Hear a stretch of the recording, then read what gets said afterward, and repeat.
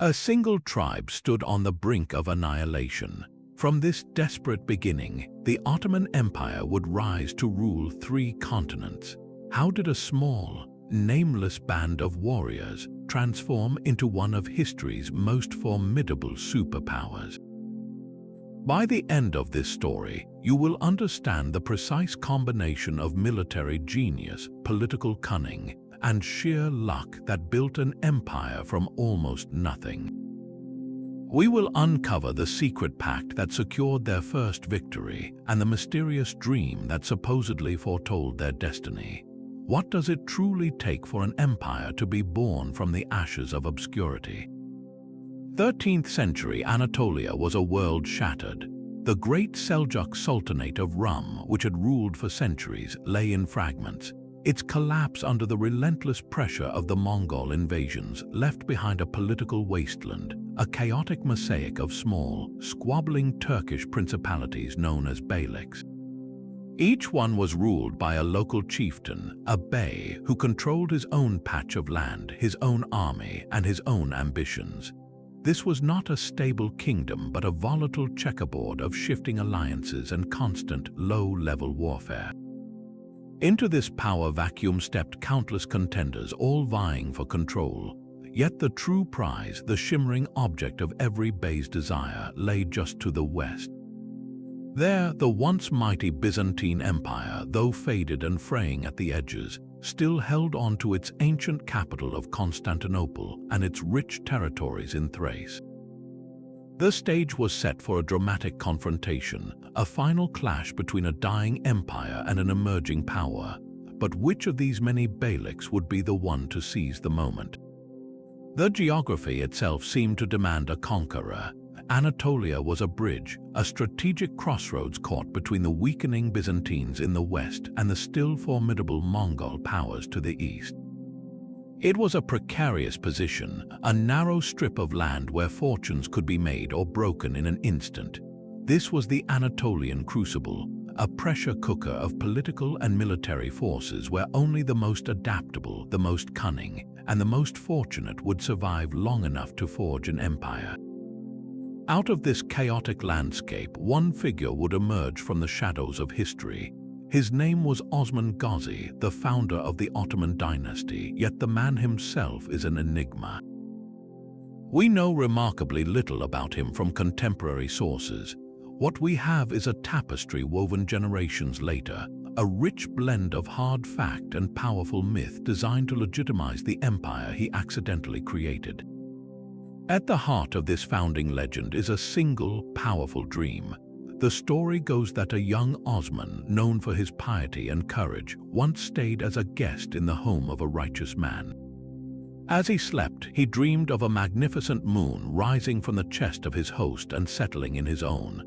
Then, a great tree sprouted from his navel, its shadow covering the entire world, with mighty mountains at its base and great rivers flowing from its roots. He awoke with a prophecy ringing in his ears, a divine vision foretelling a global empire born from his lineage. This was the dream of Osman, a narrative tool that transformed a local chieftain into a man of destiny. But what was the reality behind the legend? The historical Osman led a small beylik on the very frontier of the Byzantine world. This position was his greatest strategic advantage. While other Turkish beyliks fought each other for scraps in central Anatolia, Osman's territory bordered a weakened but still wealthy enemy. His leadership was defined by a pragmatic blend of military raids and shrewd political alliances. He was a master of the frontier, attracting other Ghazis or warrior for the faith to his banner with the promise of plunder and land. He also knew when to make peace, forming crucial alliances with neighboring Turkish leaders and even some Christian lords. His first major victory was not against a Byzantine army, but in a small-scale ambush at the Battle of Baphius. This seemingly minor clash secured his reputation and demonstrated his tactical genius, proving his small band could stand against a professional imperial force. It was this combination of visionary myth, relentless ambition, and practical statecraft that allowed Osman's tiny beylik to gain its first vital foothold. He was not just a warrior, he was the architect of a new political reality, building the foundation upon which an empire would rise. The dream of an empire needed a capital, a beating heart to give it physical form. That heart would be the magnificent city of Bursa, nestled at the foot of the forested Mount Uludag. For decades, the city had been a tantalizing prize, a heavily fortified Byzantine stronghold that previous Ottoman leaders had raided but failed to subdue.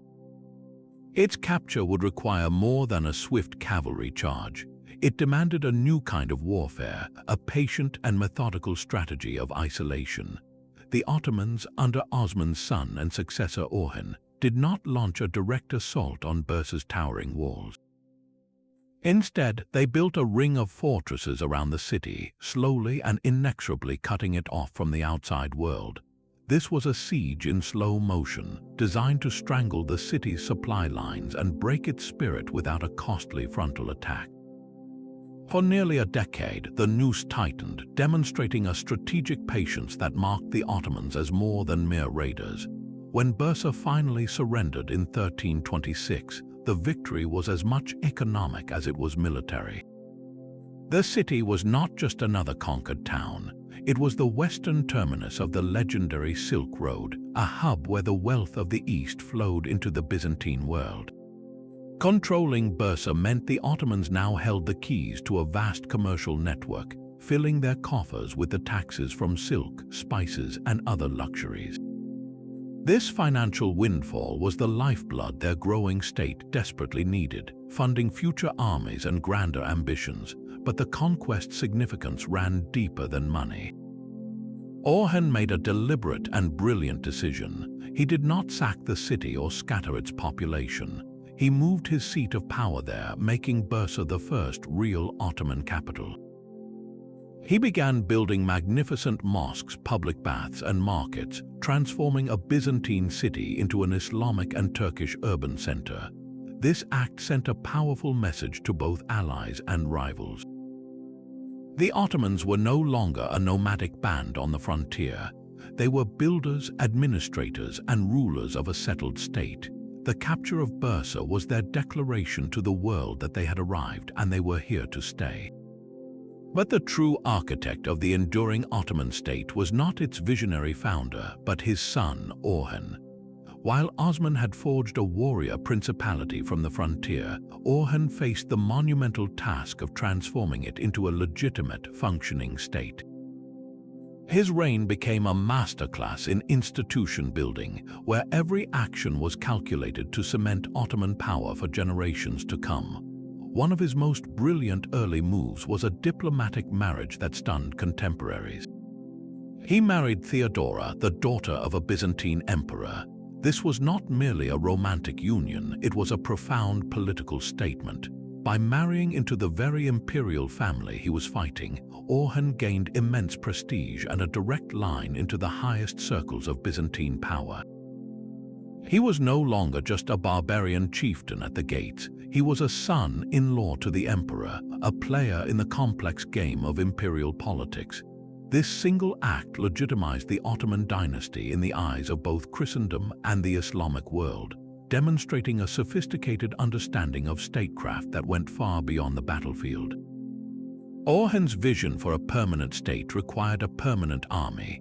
He moved decisively away from the old model of relying on irregular tribal warriors who might fight for plunder one season and go home the next. In their place, he created a revolutionary new force, a standing army paid directly by the state. This was the genesis of the professional Ottoman military machine. These soldiers were always on duty, always training, and always loyal to the Sultan who paid their salaries. This gave the Ottomans a crushing advantage over their rivals, who still had to assemble their forces from scratch for each campaign. To fund this new army and the growing state bureaucracy, Orhan needed a stable economy. His solution was to establish the first Ottoman silver coinage. For the first time, an Ottoman bey put his own name on a coin, a powerful declaration of sovereignty. This coin, known as the Axe, standardized trade, simplified tax collection, and announced to merchants everywhere that the Ottoman realm was a secure and orderly place to do business. It was the birth of an Ottoman economic system. Orhan was building the very skeleton of an empire, creating the administrative and military frameworks that his successors would expand into an intercontinental superpower. The warrior band was gone, replaced by the early, sturdy foundations of a state built to last. Orhan's brilliant state-building created a powerful army, but it was his successors who forged a truly revolutionary instrument of war. The key to Ottoman military dominance for centuries would be a force unlike any other in the world, born from a stark and startling practice known as the devshirme, the gathering. Imagine the scene in a small Christian village in the Balkans. One day, an Ottoman official arrives carrying a registry. He lines up all the boys, inspecting them for health, intelligence, and strength. He selects the most promising, perhaps one in every 40. These sons, taken from their families, would not become slaves in the fields. They were destined for a far different life. This was the beginning of their transformation into the Sultan's most feared and loyal troops, the Janissaries. The term itself means new soldier, and they were designed to be entirely new men, severed from their past and reborn into the service of the state. The process was systematic and deliberate. The boys, usually between 8 and 18 years old, were first converted to Islam. They were then sent to live with Turkish families in Anatolia to learn the language, culture, and the fundamentals of their new faith. This initial phase was about assimilation, wiping away their old identities. After this cultural indoctrination, the real training began. They entered the palace schools where they underwent a grueling physical and intellectual education. They were schooled in warfare, of course, mastering archery, swordsmanship, and the use of early gunpowder weapons like the arquebus, but they were also taught mathematics, law, and statecraft. They were not being trained as mere brutes. They were being molded into the future administrators and elite guards of the empire, a class of men whose only loyalty was to the Sultan himself. What military advantage did this create? In an era where European armies relied on heavily armored knights and unreliable feudal levies, the Janissaries were a professional, standing infantry. They were disciplined, highly trained, and available year-round. Their use of gunpowder weapons, which they adopted earlier and more effectively than most European forces, gave them a devastating tactical edge on the battlefield. They fought as a cohesive unit, their loyalty to each other and their commander unbreakable, making them the backbone of the Ottoman war machine for hundreds of years. Yet this system was not without its deep controversies. Was this a cruel and inhuman practice, tearing children from their homes and faith? Or was it, from the Ottoman perspective, a brilliant meritocratic engine? For some families, the conscription was a tragedy. For others, it offered their sons a path to immense power and prestige, a chance to rise to the very top of a vast empire, a possibility unimaginable in the rigid feudal structures of Europe. The Janissary Corps was a paradox, a force built on a foundation of personal loss that yielded centuries of imperial strength, and its legacy would forever be intertwined with the very soul of the Ottoman state. That professional, disciplined army now faced its ultimate test, not in the familiar hills of Anatolia, but across the churning, dark waters of the Dardanelles. The gateway to Europe was a fortress called Gallipoli, and its capture would hinge on a moment of pure, unadulterated chance. The story goes that in the year 1354, a massive earthquake shattered the city's formidable walls. Suleiman Pasha, the son of Orhan, did not hesitate. Seizing the opportunity with lightning speed, he crossed the straits with his troops, supposedly claiming he was merely coming to the aid of the stricken inhabitants. It was a brilliant pretext for a permanent invasion. Once his soldiers were inside the broken walls, they simply refused to leave. This was no mere raid. It was a land grab of historic proportions, the Ottoman Thracian Gambit. With this single, decisive move, the Ottoman Beylik was transformed overnight. They were no longer just an Anatolian power. They were now a transcontinental empire with one foot in Asia and the other planted firmly on European soil. The strategic implications were staggering. Gallipoli was not just a town, it was the key to the lock on the Dardanelles. Whoever held it controlled the naval passage between the Aegean and Marmara Seas, and with it, the primary maritime route connecting Constantinople to the wider Mediterranean world. But the Ottomans did not stop at the coastline. From their unshakable bridgehead at Gallipoli, their armies poured into Thrace, the fertile and strategically vital region that was the breadbasket of the Byzantine Empire. They moved with terrifying speed, conquering city after city, not as destroyers but as new masters. They systematically severed Constantinople's land connections to its remaining territories in the Balkans and Greece. Within a few short years, the great city founded by Constantine, the New Rome, was utterly isolated. It became a city under a slow, inexorable siege, an island of Byzantine authority adrift in a rising Ottoman sea. The empire was now surrounded, its fate seemingly sealed, yet the final conquest was still a century away. Why would the Ottomans wait so long to take the ultimate prize when it appeared to be within their grasp? The year 1389 dawned with the fate of the Balkans hanging in the balance. On a wide, open plain known as Kosovo, two colossal armies faced one another in what would become a legendary confrontation. On one side stood Sultan Murad I, commanding the seasoned Ottoman war machine, its ranks filled with professional soldiers and the elite Janissary corps. Arrayed against them was a grand coalition of Balkan powers, a fragile alliance of Serbs, Bosnians, and Albanians, united under the command of the Serbian Prince Lazar Hrebeljanović. This was not merely a battle, it was a crusade to halt the Ottoman advance into the heart of Europe. The air was thick with the tension of two worlds colliding. The Ottomans relied on their disciplined archers and the coordinated hammer and anvil tactics of their cavalry wings. Prince Lazar's forces, famed for their heavily armored knights, planned a decisive charge to break the Ottoman center and decapitate their command. The fighting was brutal and chaotic, a swirling melee of steel and courage where legends were born and died in the same breath. It is here that history and myth become inseparable. The fog of war descended, and from it emerged tales of supreme sacrifice, most famously that of the Serbian knight Miloš Obilić.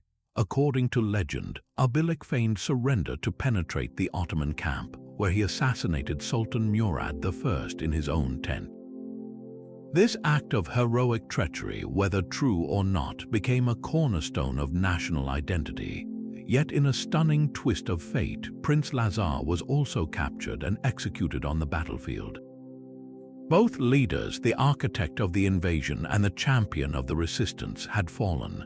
So who truly won the Battle of Kosovo? The Ottomans, though bloodied and bereft of their sultan, held the field at the day's end.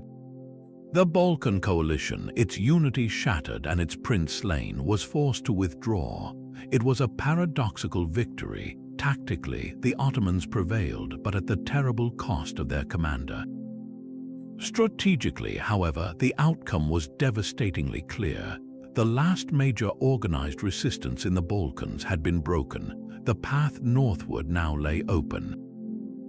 The death of a sultan, rather than causing the empire to crumble, only demonstrated its newfound institutional strength. Murad's son, Bayezid, immediately assumed power without dispute, proving the Ottoman state was greater than any single man. The legend of Kosovo became a powerful, mournful song for the Slavs, a story of heroic defiance in the face of inevitable conquest. For the Ottomans, it was the brutal, bloody proof that their empire had arrived, and nothing in the Balkans could stand against it. A new storm gathered over the Ottoman state, and its name was Bayezid I. He earned his nickname Yildirim, the Thunderbolt, for the breathtaking speed and fury of his military campaigns. Where his predecessors had built patiently, Bayezid conquered with a relentless, almost frantic energy. He did not merely want to surround Constantinople, he sought to suffocate it completely. building a fortress on the Asian side of the Bosporus to control all sea traffic. The great city was now trapped in a vice, its walls visible from Ottoman outposts, its fate seeming more inevitable with every passing season. But the Thunderbolt's ambitions were not confined to a single prize. He turned his armies west, subjugating the remaining Bulgarian kingdoms and forcing the Serbian ruler to become a vassal. Then he pivoted east, launching a whirlwind campaign across Anatolia, absorbing rival Turkish beyliks one after another. For the first time, a single ruler held sway over almost the entire peninsula, unifying the Turkish heartlands under the Ottoman banner. The empire now stretched from the Danube River in the Balkans to the edges of the Armenian highlands, a vast transcontinental power that seemed utterly unstoppable. Bayezid's court reflected this soaring ambition. He presided over his domains with an autocratic grandeur, surrounding himself with scholars and artists, yet ruling with an iron fist. He was the undisputed master of two worlds, a sultan who moved his entire court and army from Europe to Asia and back again with terrifying efficiency. The Ottoman state, forged by his grandfather and institutionalized by his father, was now a juggernaut under his command. How could anything possibly stand in his way? The answer came from the distant east, from the heart of the steppe, in the form of a conqueror who would make even the thunderbolt seem to move in slow motion. A cataclysm was coming, one that would shatter this newfound unity and bring the Ottoman Empire to the very brink of annihilation. The Thunderbolt's brilliant conquests had forged an empire of immense power, but they also created a formidable enemy. From the eastern steppes, a new conqueror watched the rise of the Ottomans with a cold and calculating eye. His name was Timur, known to history as Tamerlane, and he led a vast Turco-Mongol horde that had already laid waste to empires from India to Persia. He saw Bayezid's expanding realm not as an achievement, but as an insult to his own authority and a threat to his western flank. The stage was set for a clash of titans on the sun-baked plains near Ankara in the summer of 1402. What led these two giants to war? It was a toxic mix of pride, ambition, and strategic necessity.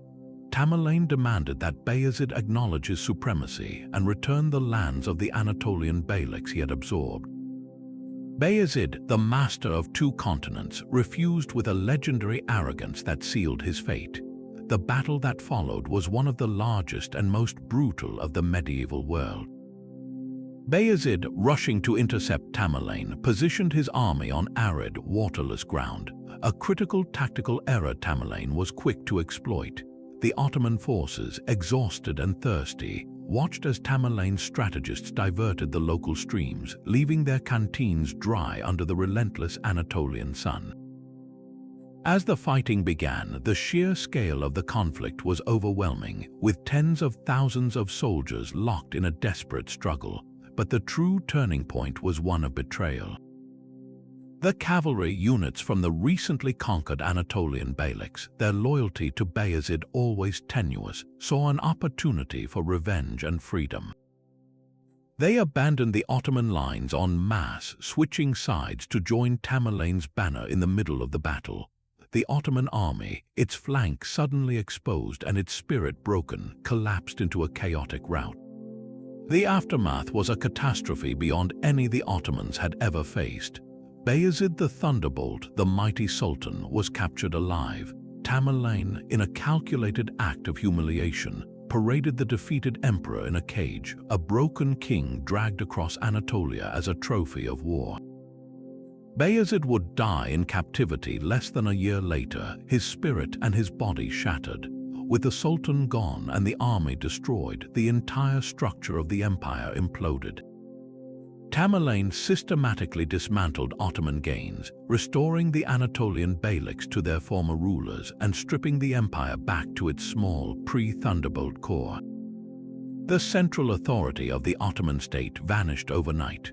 What followed was a dark decade known as the Interregnum, a bloody civil war between Bayezid's four surviving sons.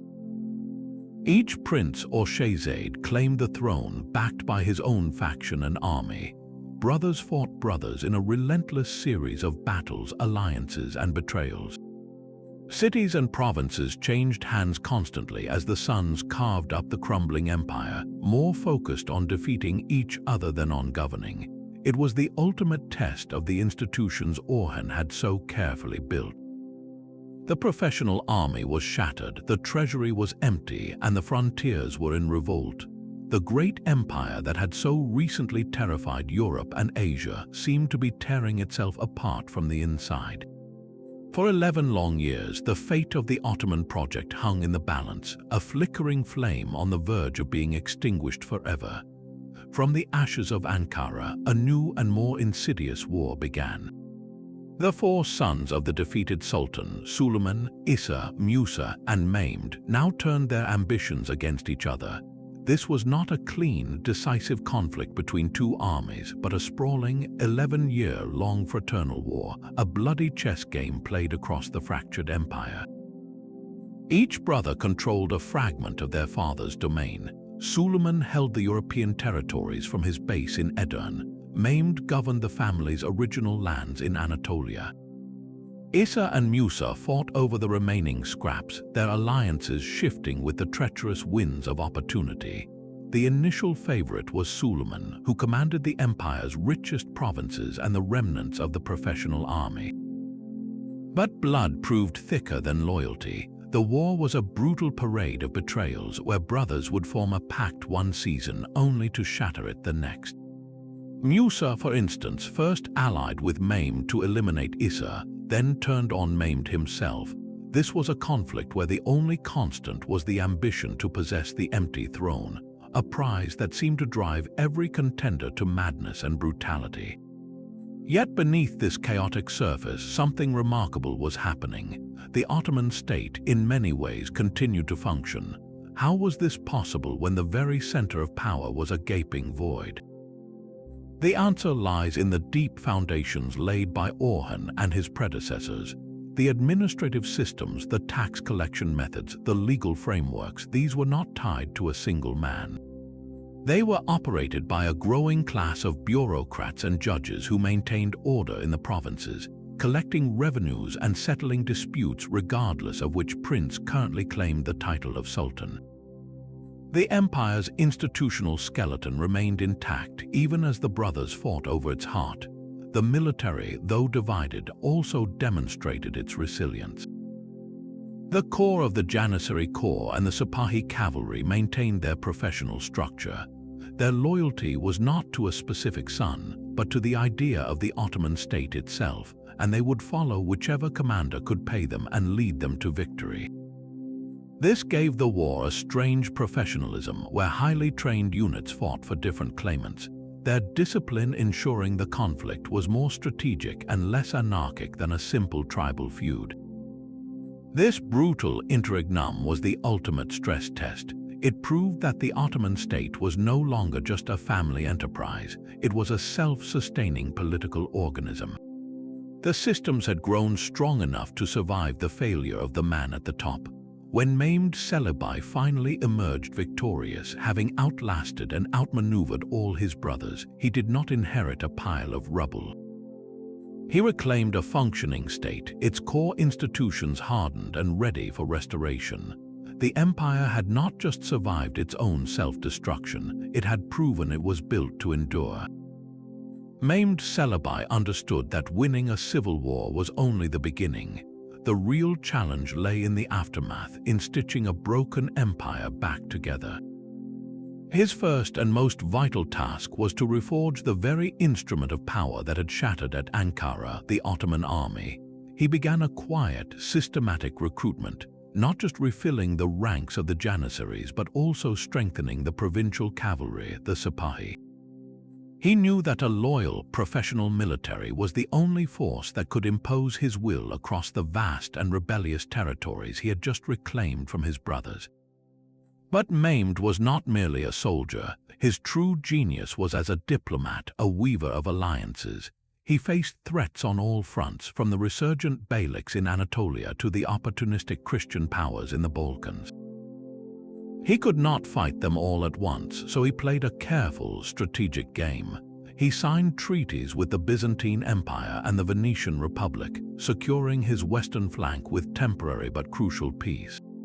This bought him the precious time and breathing room he needed to turn his attention eastward, where the real danger to his fragile unity festered. One by one, he subdued the Turkish beyliks that had been restored by Tamerlane, not always through brute force, but often through a blend of military pressure and political persuasion. He reminded them that their future lay not in squabbling independence, but under the banner of a renewed Ottoman state. To mend the deep internal fractures, Mehmed embarked on a campaign of reconciliation and legitimacy building. He commissioned the construction of mosques, schools, and public works, tangible symbols of a return to order and prosperity. He carefully courted the powerful religious classes and the land-owning elites, ensuring their loyalty was tied to the stability he provided. He was, in every sense, a restorer, meticulously reassembling the pieces of his father's empire and cementing them with stronger mortar. His reign was not marked by the thunderous conquests of a Bayezid, but by the quiet, painstaking work of repair. He did not seek to expand the empire's borders so much as he fought to solidify its very existence. In doing so, he earned a title that speaks volumes about his legacy, Mehmed I, often called the second founder. He was the sultan who proved the empire could survive its own near-death experience, the calm and determined hand that steadied the ship after a catastrophic storm, setting a stable course for the legendary conquerors who would follow. Murad II inherited a restored but still fragile empire, a vessel his father had carefully patched together. His reign would be defined not by wild expansion, but by the critical, unglamorous work of making that vessel seaworthy for the long voyage ahead. He was the great consolidator, a ruler who understood that true power required secure foundations. His first task was to silence the drums of rebellion that still echoed in the Balkans. A massive crusader army, led by the King of Poland and Hungary, marched south with the holy aim of driving the Ottomans out of Europe entirely. They met Murad's forces at the Battle of Varna in 1444. The Crusaders fought with ferocious determination, and for a moment it seemed the Ottoman line might break. But Murad, a master of battlefield psychology, reportedly raised a copy of a broken peace treaty on the tip of a spear, a powerful symbol of Christian treachery that rallied his troops. The Janissaries held firm, and the Crusader king was slain on the field. The victory at Varna shattered the last great European effort to push the Ottomans back across the Dardanelles, securing their European foothold for generations. Yet Murad's greatest challenges sometimes came from within his own household. His own son, a young and ambitious Mehmed, became a pawn for factions discontented with Murad's cautious policies. This familial tension culminated in a bizarre and unprecedented event, Murad's first abdication. He simply retired, handing the throne to his 12-year-old son. Why would a powerful sultan voluntarily step down? Some historians suggest war weariness, a desire for a life of contemplation. Others see a brilliant political maneuver. The empire, now led by an inexperienced boy, immediately began to fray. A new Crusader army saw its chance and invaded. The Janissaries, alarmed by the instability, demanded Murad's return. He agreed, but on one strange condition. He insisted he was only coming back as military commander, not as sultan. He led the army to a decisive victory at the Second Battle of Kosovo, once again crushing the Balkan coalition, and then, with the crisis over, he returned to his retirement. It was a spectacle that baffled foreign diplomats. What was the real meaning of these abdications? They were a masterstroke that revealed the strength of the Ottoman system. Murad demonstrated that the state could function even without the sultan, yet his triumphant returns proved that his personal leadership was still indispensable. He had tested the institutions of the empire and found them strong, but not yet strong enough to survive without him permanently. Beyond the battlefield, Murad was quietly building a different kind of legacy. In the old capital of Edirne, he commissioned magnificent complexes, the Us Sharifeli Mosque with its revolutionary single dome and 3 balconies and vast theological schools.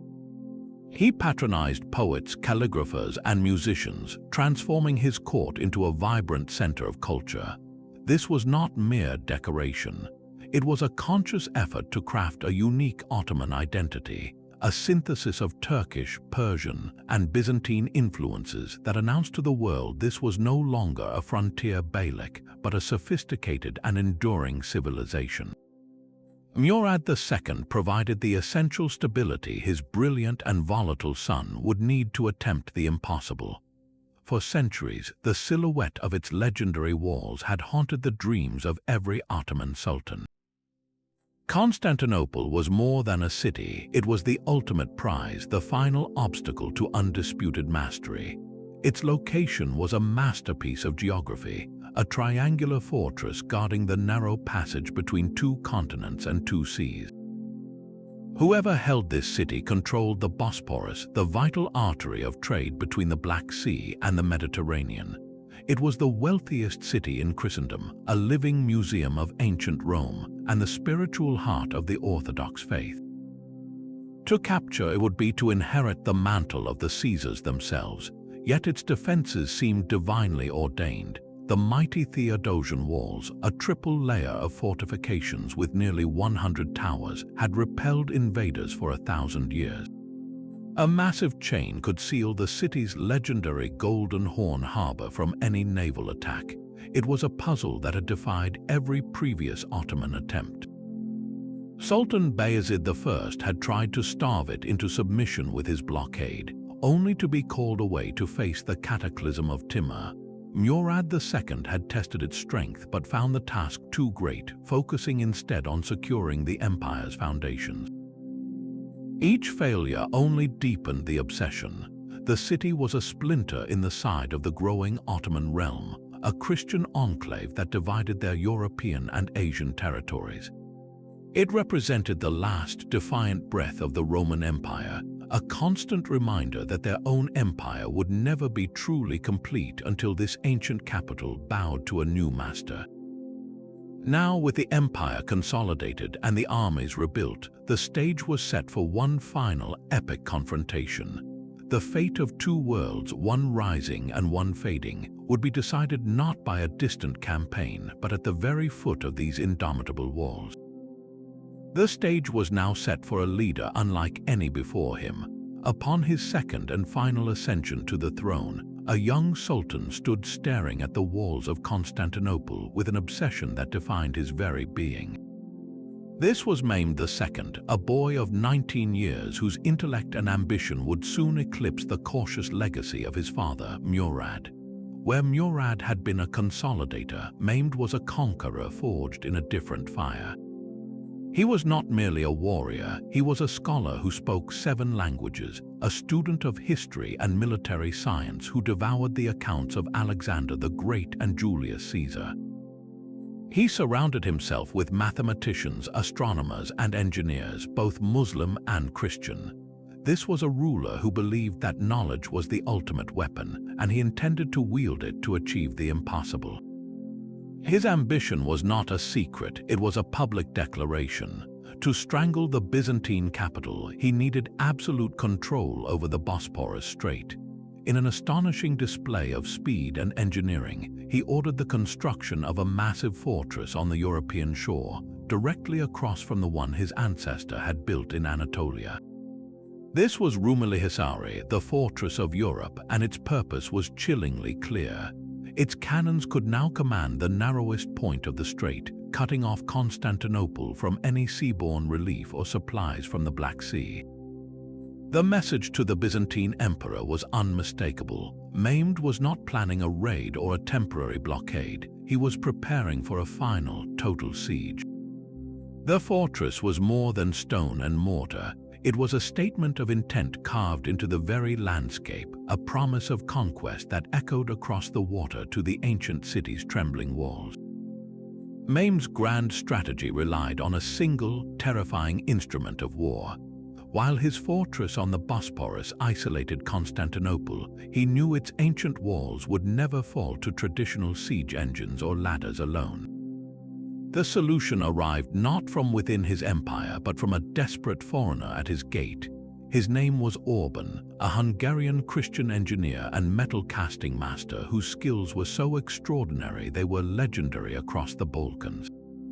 Orhan had first offered his services to the Byzantine Emperor Constantine XI, but the Byzantines, their treasury nearly empty, could neither afford his high price nor supply him with the vast quantities of bronze and materials he required.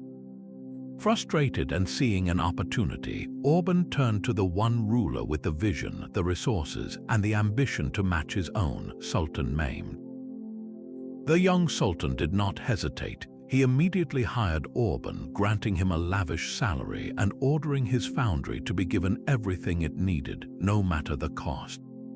Orhan's task was to build a weapon of unprecedented scale, a cannon so massive it would redefine the very nature of warfare. The result was the Great Bombard, a monster of bronze that was as much a logistical nightmare as it was an engineering marvel. Cast on site at the enormous new foundry Mehmed established near Edirne, its dimensions were staggering. Historical accounts suggest its barrel was over 26 feet long, with walls 8 inches thick to contain the explosive force of the gunpowder.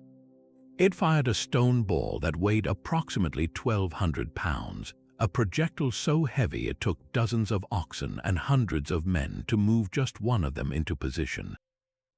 The casting process itself was a monumental undertaking, requiring a carefully engineered pit and furnace to pour the molten bronze, a delicate operation that could have ended in catastrophic failure at any moment. But Orhan's genius delivered. When the colossal weapon was complete, the even greater challenge began: transporting it. A team of 60 oxen and a crew of 400 men were needed to haul the bombard the 140 miles to Constantinople. They built a specially reinforced carriage and painstakingly leveled the road ahead of them, a journey that took nearly 2 months. This was not merely moving a cannon, it was a state-level project, a clear demonstration of the immense industrial and organizational capacity Mehmed now commanded. The arrival of the Great Bombard at the city walls signaled a fundamental shift in military history. For 1,000 years, the triple line of the Theodosian walls had been considered impregnable. They had withstood countless sieges from Avars and Arabs to Crusaders, their complex design of an outer wall, an inner wall, and a wide moat making direct assaults suicidal and tunneling operations extremely difficult. Traditional catapults and trebuchets could harass defenders on the ramparts, but they could not breach the walls themselves. The Great Bombard changed that equation completely. It did not chip away at the fortifications, it obliterated them. With a roar that could be heard for miles and a cloud of smoke that darkened the sky, the bombard would launch its massive stone ball in a high arc, crashing into the ancient limestone and brick with catastrophic force. A single direct hit could reduce a tower to rubble and collapse entire sections of the outer wall. The psychological impact was as devastating as the physical damage. The defenders, who had trusted in their mighty walls for generations, now watched in horror as their primary advantage was systematically dismantled before their eyes. This single weapon gave Mehmed the critical advantage he needed. While the bombard was notoriously slow to reload, a process that could take up to 3 hours, its effect was cumulative and irreversible. Orhan and his crew operated a battery of other, smaller cannons alongside the great monster, creating a relentless day and night bombardment that prevented the Byzantines from repairing the breaches. The Ottomans were no longer just an army at the gates, they were a force of industrial destruction. The very concept of a fortified city, the cornerstone of medieval defense, was becoming obsolete in the face of this new technology. Mehmed's willingness to embrace innovation, to pour a fortune into an unproven weapon, and to master the immense logistics required showed a modern military mind at work. The fate of Constantinople would no longer be decided by the courage of its defenders alone, but by the relentless, hammering blows of a cannon that had shattered 1,000 years of military tradition in a matter of weeks. The siege began on April 6, 1453. Sultan Mahmud positioned his massive army, numbering over 80,000 men, in a great arc before the formidable land walls. His fleet of hundreds of ships sealed the city from the sea. The stage was set for a final, brutal confrontation. The thunder of the Great Bombard and its smaller companions became the city's constant, terrifying soundtrack. Day and night, the massive stone balls crashed against the ancient Theodosian walls, shaking the very foundations of Constantinople. Each impact sent plumes of dust and shattered masonry into the air, slowly but surely grinding the mighty defenses into rubble. The defenders, led by Emperor Constantine himself, fought back with desperate courage. They worked through the night using wooden beams, barrels of earth, and anything they could find to repair the breaches before the next dawn's bombardment began. It was a race against time and industrial-scale destruction. Yet the walls were only one front. Ottoman engineers began a secret war underground, digging tunnels deep beneath the city to mine the fortifications. The Byzantines responded with their own counterminers, and a bizarre, claustrophobic war erupted in the pitch-black dirt. Men fought with picks, shovels, and fire in the suffocating narrowness of the tunnels, their struggles often ending in collapsed earth and silent death. The most shocking twist came not from the land but from the sea. Mahmud's fleet had failed to break the great chain blocking the Golden Horn, the city's protected northern harbor. So the young sultan devised an audacious plan that defied all military logic. He ordered a fleet of 70 ships to be hauled overland. Using greased wooden tracks and the brute force of thousands of men and oxen, the Ottomans dragged their warships from the Bosporus up a hill and down into the Golden Horn behind the defensive chain. The citizens of Constantinople woke one morning to a sight that shattered their morale. An entire Ottoman fleet now floated in the waters they believed were safe. Their defenses were compromised and their city was completely surrounded. The final assault began in the early hours of May 29th. After weeks of relentless pressure, Mahmud unleashed his full force. The first waves were made up of irregular troops sent to exhaust the defenders. They were followed by the disciplined Anatolian infantry, who pressed the attack with grim determination. For hours, the fighting raged at the breaches, a swirling chaos of arrows, gunfire, and hand-to-hand combat. The elite Janissaries were held in reserve until the critical moment. As the sun rose, they advanced in a silent, terrifying line. Their attack was a hammer blow against the weary defenders. A pivotal moment occurred at a small, forgotten gate left open, the Kirkaporta. A group of Janissaries surged through this accidental opening, creating a breach in the Byzantine line from within. At nearly the same time, the renowned Genoese commander Giovanni Giustiniani, the backbone of the defense, was severely wounded and carried from the walls. His departure caused panic and confusion among the defenders. The Emperor Constantine, seeing the end was near, tore off his imperial regalia and plunged into the fray with his soldiers, vanishing into the legend of the city's fall. The Janissaries pressed their advantage, and soon the Ottoman flags were flying from the towers. The 1,000-year-old Roman Empire had breathed its last. The fall of Constantinople sent a seismic shock across the world, from Venice to Cairo. For the Ottomans, it was the ultimate validation, the moment a regional power became a world empire. What would this new empire, now centered in the legendary city, do with its unprecedented power? The final assault began in the dead of night, illuminated by the flashes of cannon fire and the torches of thousands. Wave after wave of Ottoman soldiers hurled themselves against the battered land walls, met by a desperate wall of Byzantine and Italian defenders. For hours, the battle hung in a brutal stalemate, the fate of an empire measured in inches of bloody ground. The defenders, though exhausted, repelled the first attacks, their courage fueled by the knowledge that there was no retreat. Emperor Constantine XI fought as a common soldier, his imperial purple exchanged for simple armor, moving along the line to rally his men for one last impossible stand. Then came the Janissaries. These elite troops advanced not with a wild charge, but with a disciplined, terrifying silence. Their attack was the hammer blow that shattered the defense. A pivotal error sealed the city's fate. A small postern gate, the Kirkaporta, had been left open after an earlier sortie. Ottoman soldiers discovered it and surged through, suddenly attacking the defenders from behind their own line. At that same critical moment, the Genos commander Giovanni Giustiniani, the military genius organizing the defense, was grievously wounded by Ottoman gunfire. His removal from the walls caused panic to ripple through the weary defenders. The line broke. The Janissaries, seeing the confusion, scaled the rubble and planted their standard on a tower. The cry went up that the city was taken. Constantine, seeing the Ottoman banners flying, famously threw aside his shield and plunged into the oncoming tide of soldiers, his body never identified. He became the Marble King, a legendary figure who would one day return to reclaim his throne. The ancient capital of the Roman Empire had fallen. What followed was the traditional 3 days of sack, a brutal but customary rite for a conquering army.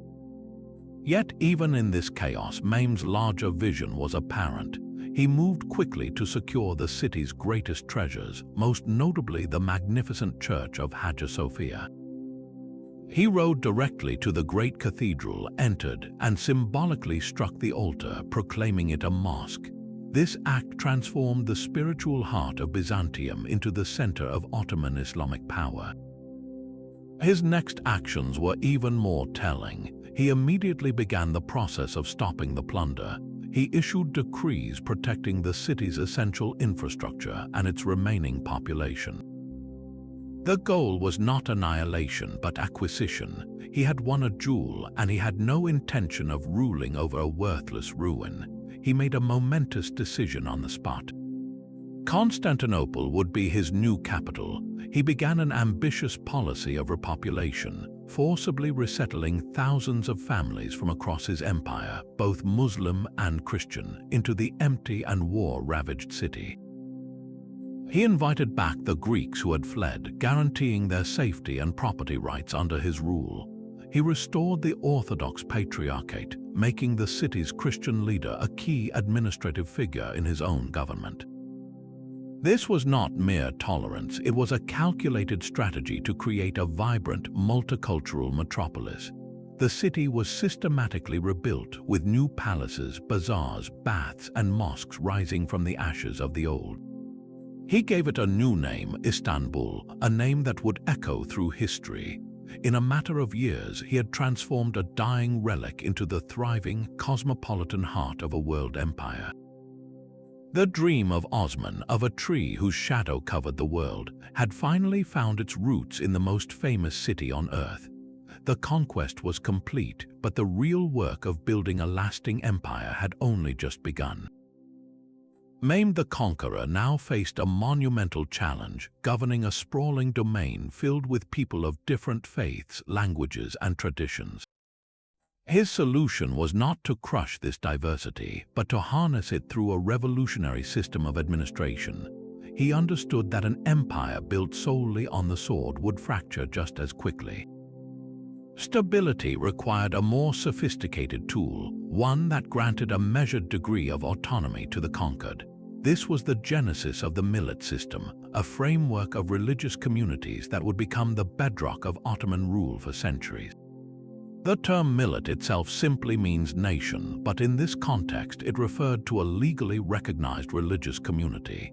Mehmed formally established separate millets for the empire's major faiths, beginning with the Orthodox Christian community. He personally appointed Gennadius Scholarius as the new Orthodox Patriarch, granting him significant authority over his flock. This patriarch was not just a spiritual leader, he became a political one, responsible for collecting taxes, administering justice in family matters like marriage and inheritance, and managing the internal affairs of the entire Orthodox population. This system was a stroke of political genius. Why would a conquering Islamic sultan empower a Christian leader? The answer was pure pragmatism. The Ottomans simply did not have the massive bureaucracy required to directly administer every aspect of life for millions of new subjects. By delegating this authority to trusted religious leaders, they created a cost-effective and efficient method of governance. The millet leaders maintained order and social cohesion within their communities, which in turn ensured a steady flow of tax revenue to the central state. This created a powerful incentive for these leaders to remain loyal to the sultan who granted them their power. This approach stood in stark contrast to the religious turmoil unfolding in contemporary Europe. While the Spanish Inquisition was expelling Jews and Muslims, and wars of religion were tearing the continent apart, the Ottoman Empire was establishing a relatively peaceful coexistence.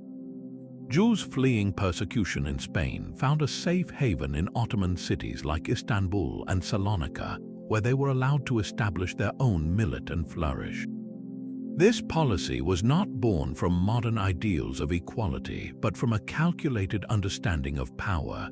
A content population was a productive and stable one. Unrest and rebellion were bad for business and for control.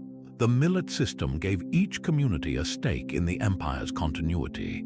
It allowed people to maintain their cultural and religious identity, which reduced the desire for separatist movements. This intricate balance of centralized power and localized autonomy was a master key to governing a vast multi-ethnic empire. It was a social contract that traded religious freedom for political loyalty, a pragmatic bargain that granted the Ottoman state the stability and longevity that so many other empires lacked. What would happen, though, when this delicate balance was tested by a sultan whose ambitions stretched beyond the horizon, toward the very heart of Italy itself? Mehmed the Conqueror's vision extended far beyond the battlefield, into the very architecture of power. He knew that to rule a world empire, he needed an administrative machine as formidable as his army. This led to the creation of a centralized government, a sophisticated operating system designed to manage the vast and diverse territories now under the Ottoman banner. At the heart of this system was the Imperial Council, known as the Divan.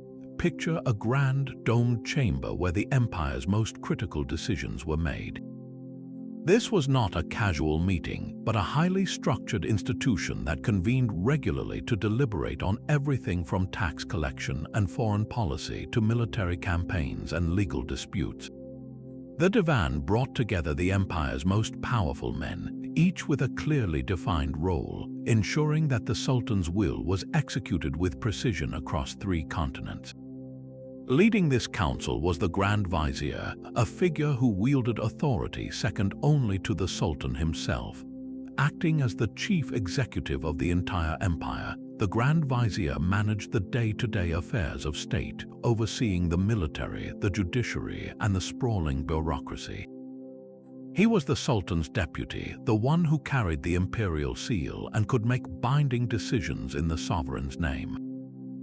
Supporting him were other key officials like the Defterdar, who managed the empire's finances with the meticulous care of a master bookkeeper, and the Nishansai, the court calligrapher who authenticated every imperial decree with his elegant tughra, a complex royal signature that was as unforgeable as it was beautiful. This division of labor created a chain of command that was both efficient and resilient, a government that could function effectively even when the Sultan was focused on other matters. But a stable government requires clear and consistent laws. Mehmed understood that the diverse legal traditions across his new empire, from Islamic Sharia law to local customary codes, needed to be woven into a single, unified tapestry. His solution was the canon name, a comprehensive legal code that stood alongside religious law. These were secular decrees issued by the Sultan, covering areas where Sharia was silent or needed elaboration, such as land tenure, criminal punishment for specific offenses, and the intricate rules of tax farming. For the first time, a merchant in Cairo, a farmer in the Balkans, and a craftsman in Anatolia were all subject to the same fundamental legal principles. This codification brought predictability and order, allowing a judge in a distant province to reference a standard set of rules that had been ratified at the very center of power. It was this powerful combination, the disciplined hierarchy of the divan and the universal application of the canon name, that formed the empire's true backbone. The Ottoman state was no longer just a collection of conquered lands, but a single, integrated organism with a sophisticated nervous system that could transmit commands from the Sultan's court to the farthest reaches of the realm, ensuring its endurance for centuries to come. A new kind of storm was gathering on the eastern horizon. The Ottoman Empire, having secured its place as a European power, now faced a threat from within the Islamic world itself. The architect of this confrontation was Sultan Selim I, a ruler whose very name evoked a grim and unyielding determination. Unlike his predecessors who looked west, Selim's gaze was fixed firmly on the rising power of the Safavid Empire in Persia.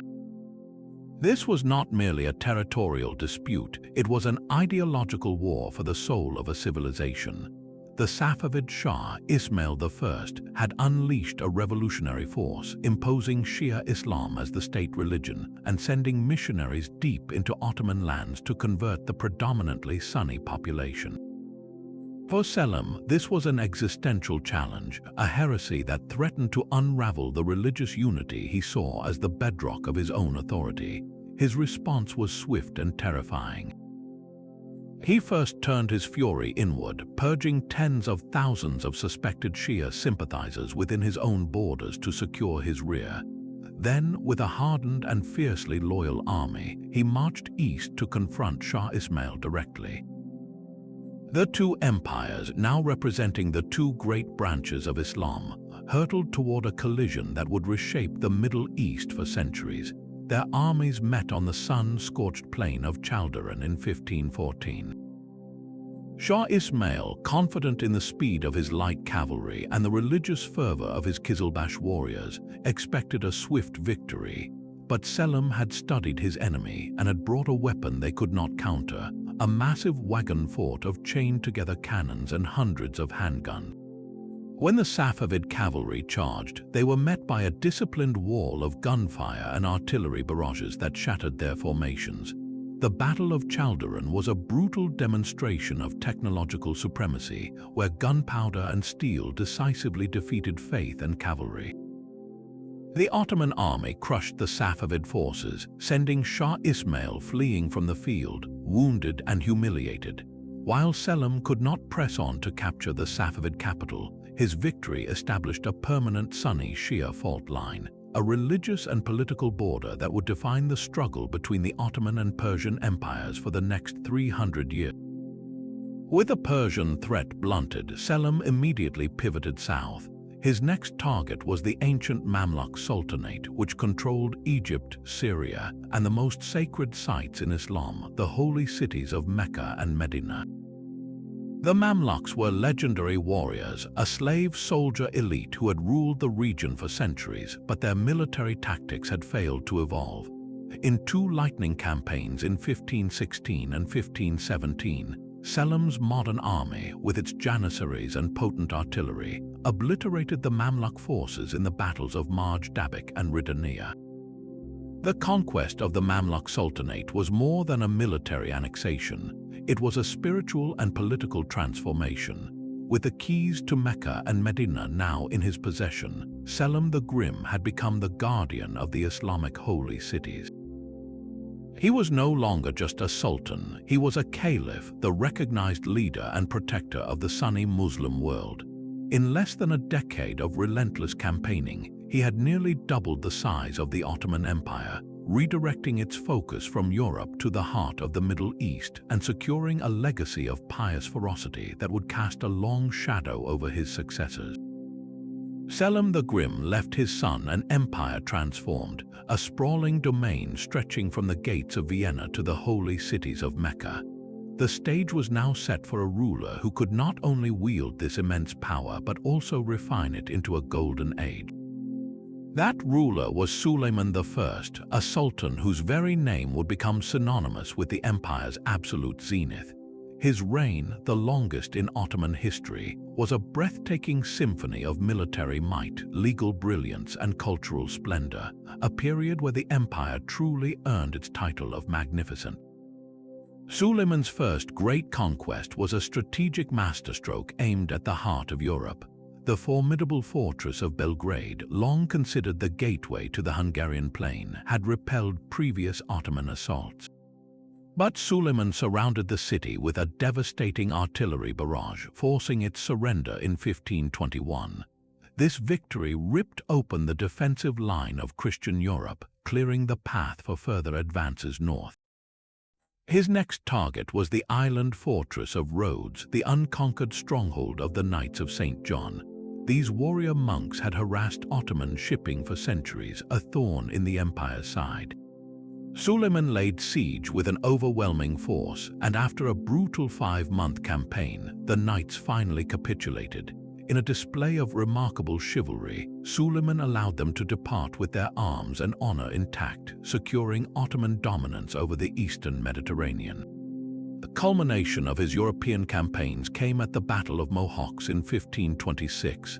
There, on a muddy field in Hungary, Suleiman's modern army, with its elite Janissaries and powerful cannons, annihilated the medieval Hungarian cavalry. The Hungarian king and most of his nobility were slain, effectively ending the Kingdom of Hungary as an independent power. Suleiman's armies now stood at the very threshold of Central Europe, with Vienna itself in their sights. Yet for all his prowess as a conqueror, Suleiman's true legacy was cemented not on the battlefield, but in the courtrooms and city squares of his empire. His own people knew him not as Suleiman the Magnificent, but as Kanuni the Lawgiver. He undertook a massive and meticulous revision of the entire legal system, harmonizing secular law with Islamic Sharia to create a unified, predictable, and just code that brought order to every corner of his diverse realm.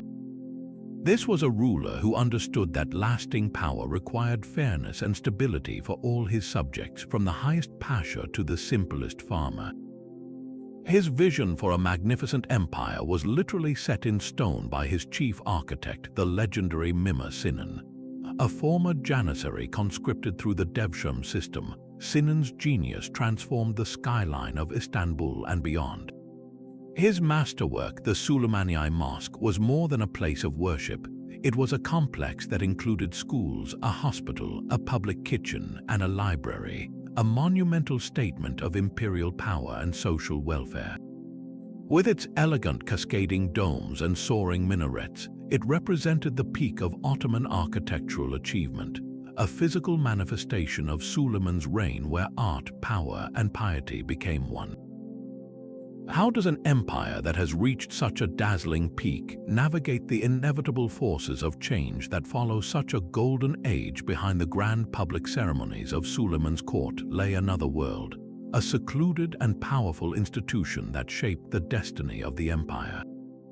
The imperial harem was far more than a collection of concubines. It was a parallel court, a sophisticated school of statecraft, and the private household of the sultan himself.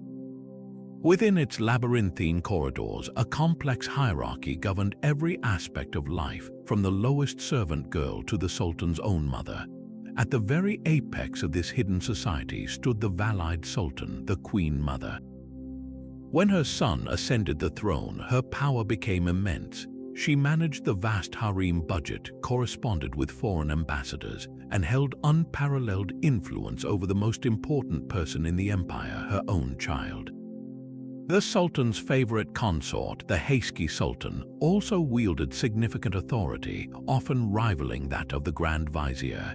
Beneath them were the other consorts, the unmarried princesses, and a small army of eunuchs who served as administrators, guards, and crucial intermediaries between the secluded world of the harem and the public world of the imperial council. This entire system was designed to produce and educate the next generation of rulers. The harem was in effect a dynastic engine, ensuring the continuation of the Ottoman line. But as the empire matured, this private family space would evolve into one of the most potent political centers on earth. This transformation gave rise to a remarkable period known as the Sultanate of Women, an era spanning the 16th and 17th centuries when the women of the harem exercised extraordinary influence over imperial politics. This was not an official title or a formal office, but a de facto reality where mothers, wives, and daughters of sultans became the true powers behind the throne. Their ascendancy was partly a consequence of changing imperial traditions. Earlier sultans like Mehmed the Conqueror had led their armies in person and gained practical experience governing provinces. Later sultans, however, often spent their youth entirely within the confines of the harem and the palace school, isolated from the realities of the world. This created a vacuum of experience that the women who had raised them were uniquely positioned to fill. These women were not secluded ignoramuses. They were highly educated, multilingual, and politically astute. They built vast networks of informants and allies, cultivated relationships with key military and bureaucratic figures, and controlled immense financial resources through their own estates and endowments. Their influence was felt in every corner of state affairs, from brokering peace treaties and arranging strategic marriages to orchestrating the appointment and dismissal of grand viziers. The architect of this new era was a woman who broke every convention. Hurrem Sultan, known in Europe as Roxolana, began her life not as a royal but as a captive, likely taken from what is now Ukraine. She entered the harem as just one of many concubines, but she possessed a brilliant and captivating mind that ensnared the heart of Suleiman the Magnificent himself. In an unprecedented move, Suleiman broke with centuries of tradition. He formally married her, elevating her from a concubine to a legal wife, a status no sultan had granted to a harem woman in generations. He also remained monogamously devoted to her for the rest of her life, a shocking departure from the norm, but Hurrem's power went far beyond romance. She became Suleiman's most trusted political advisor, corresponding directly with the King of Poland and other European monarchs. She used her immense influence to ensure her own sons were positioned for the succession, a maneuver that involved the grim but standard practice of eliminating potential rivals. She also became a great philanthropist, commissioning a massive complex in Istanbul that included a mosque, a school, a hospital, and a public bath, leaving a permanent mark on the city's landscape. Hurrem Sultan demonstrated that the path to power in the Ottoman Empire did not always require a sword. It could be won with intellect, charisma, and an intimate understanding of the man who held the throne. A century later, another woman would perfect this model of influence, ruling the empire from behind the curtain for nearly half a century. Kösem Sultan's life was a political epic spanning the reigns of 3 of her sons and the infancy of her grandson. She first rose to prominence as the favorite of Sultan Ahmed I, and when he died, her political genius truly came to the fore. As valide sultan to her sons Murad IV and Ibrahim I, she became the de facto regent, navigating the empire through periods of instability, court intrigue, and external threats.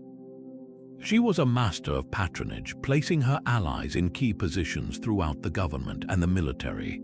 Her control over the state treasury and her extensive charitable works made her incredibly popular among the common people of Istanbul, who saw her as a protector and a source of stability. However, this immense power inevitably bred fierce rivals. The most dangerous of these was her own daughter-in-law, Tuhin Sultan, the mother of the child Sultan Mehmed IV. The two women became locked in a brutal struggle for control of the regency, a conflict that pitted Kösem's decades of experience against Tuhin's ambition to secure power for her own son. This hidden war culminated in a tragic and violent end. Kösem Sultan was ultimately strangled to death by agents loyal to Tuhin, a stark reminder that the politics of the harem, while conducted away from the battlefield, could be just as deadly. The influence of these women was a hidden engine of the Ottoman state, a force that shaped foreign policy, managed domestic crises, and guided the empire through its most challenging transitions, all from within the most private quarters of the Sultan's palace. While the Janissaries formed the empire's steel core, the Ottoman war machine was a far grander and more complex instrument. Its true power lay in a sophisticated system of combined arms, where different units worked together like the pieces of a perfectly synchronized clock. Alongside the elite infantry rode the Sipahi cavalry, a formidable force drawn from the land-owning class. These were not just horsemen, they were the armored knights of the Ottoman world, granted tracts of land called timurs in exchange for military service. When the Sultan called, a Sipahi was required to appear with his own horse, armor, weapons, and a small retinue of fighters. This system provided the empire with a massive, self-financing cavalry force without draining the central treasury, a brilliant solution to the age-old problem of raising a large army. The Sipahi were masters of the swift flanking maneuver and the devastating charge, capable of shattering enemy lines after the Janissaries had pinned them down with gunfire. They were the hammer to the infantry's anvil, but moving these vast armies along with their supplies, siege engines, and massive cannons across mountains, rivers, and even seas was a logistical nightmare that would cripple most states. The Ottomans solved this with an almost obsessive focus on infrastructure and planning. They built and maintained an extensive network of roads and bridges, allowing troops to move with surprising speed. Along these routes, they constructed fortified way stations called caravanserais, providing safe rest and supplies for soldiers and their animals. The empire's quartermasters were masters of calculation, planning supply routes months in advance, ensuring that an army besieging a city in Hungary was fed by grain shipped from Egypt and Anatolia. This ability to project and sustain power over immense distances for years at a time was perhaps their greatest military advantage. They could fight a war on multiple fronts, from the plains of Hungary to the deserts of Arabia, because their logistical system functioned like a well-oiled machine. This terrestrial dominance was matched by a new mastery of the sea. Realizing they could not challenge the Venetian and Genoese fleets with galleys alone, the Ottomans invested heavily in building a modern navy from the ground up. They established massive shipyards in Gallipoli and Istanbul, employing thousands of carpenters, caulkers, and blacksmiths. They recruited the best sailors from across the Mediterranean, including renegade Christians and seasoned Muslim corsairs. This new fleet, equipped with heavy cannons, quickly evolved from a coastal defense force into a blue water navy capable of challenging any Christian power. Their dominance was cemented at the Great Naval Battle of Preveza in 1538, where the Ottoman fleet under the command of the legendary Admiral Hayreddin Barbarossa decisively defeated a combined Holy League of Spanish, Venetian, and Papal ships. This victory secured Ottoman control over the eastern Mediterranean for decades, turning it into an Ottoman lake and ensuring the safe passage of troops and trade between the empire's Asian and European halves. The true secret to Ottoman military success was this holistic approach, a seamless integration of diverse troop types, overwhelming logistics, and naval power that allowed them to adapt, endure, and ultimately overwhelm any opponent they faced. From a single tribe facing annihilation to a superpower straddling 3 continents, the Ottoman ascent remains one of history's most breathtaking stories. It was a journey built not on a single victory, but on a relentless cascade of strategic genius and institutional innovation. This empire was forged in the crucible of the Anatolian frontier, where leaders like Osman and Orhan learned to blend visionary ambition with ruthless pragmatism. They understood that to survive, they had to build systems that would outlast any one ruler. This gave them the resilient skeleton of a state, complete with a professional army, a standardized currency, and a legal code that brought order to chaos. They mastered the art of turning crisis into opportunity, whether it was a shattered fortress wall at Gallipoli or the chaotic aftermath of their own near destruction by Timur. The Devshirme system created an elite class of unparalleled loyalty, while the millet framework allowed a mosaic of cultures and faiths to coexist under a single, powerful banner. From the thunderous roar of Mehmed's great bombard to Suleiman's majestic legal codes, every chapter was a lesson in adaptation, yet this incredible rise was never guaranteed. It hinged on the decisions of ambitious men and women, on calculated risks, and on a unique ability to learn, adapt, and absorb the best of the worlds they conquered. The Ottoman Empire's legacy is a powerful reminder that history is shaped by choices, not just by fate. What part of this epic journey from a tiny beylik to a global empire do you find most compelling?